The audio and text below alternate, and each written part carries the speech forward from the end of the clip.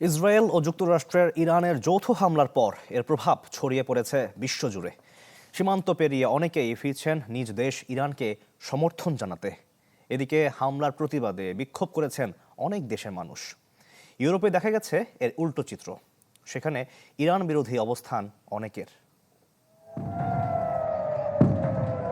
Israel ও যুক্তরাষ্ট্রের যৌথ হামলার জবাবে ইরানের পাল্টা হামলায় উত্তাল মধ্যপ্রাচ্য। এই যুদ্ধের আঁচ ছড়িয়ে পড়েছে সীমান্ত ছাড়িয়ে বিশ্বের নানা প্রান্তে। এশিয়া থেকে ইউরোপ, এই যুদ্ধ শুধু দুটি রাষ্ট্রের নয়, এর ঢেউ আছড়ে পড়ছে সাধারণ মানুষের জীবনে, প্রতিদিনের অস্তিত্বে। তুরস্কের ভ্যান শহরের কাপিকয় সীমান্ত গেট দিয়ে ইরানি নাগরিকরা দেশে ফিরছেন। বাস থেকে নেমে লাগেজ টেনে সীমান্ত পার হচ্ছেন অনেকে। কেউ ফিরছেন পরিবারের কাছে, কেউ বা ফিরছেন দেশের প্রতি দায়িত্ববোধ থেকে। তাদের কণ্ঠে ঝরছে মার্কিন বিরোধী ক্ষোভ, দেশ রক্ষার লড়াইয়ে আকণ্ঠ সমর্থন। আশা করি সবকিছু ভালোভাবে শেষ হবে। এই মুহূর্তে আমার পরিবার আমাদের গ্রামে আছে, তাই আমি ফিরে যাচ্ছি। লড়াই করতে হলে করব, যদি বলা হয় আমি যাব। ভারতের কাশ্মীরেও ছিল প্রতিবাদের আওয়াজ।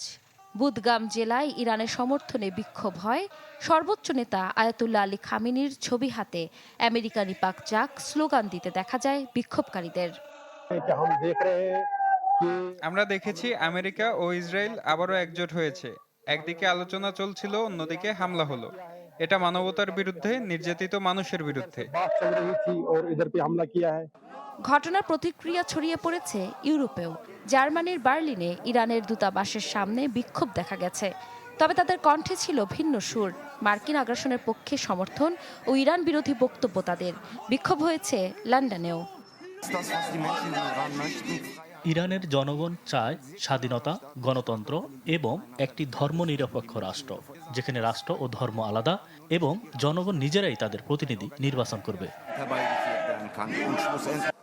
তবে জায়নবাদী সরকার হুঙ্কার ছাড়লেও ভোগান্তি, বিরক্তি ঝরল ইসরায়েলের সাধারণ মানুষের কণ্ঠে।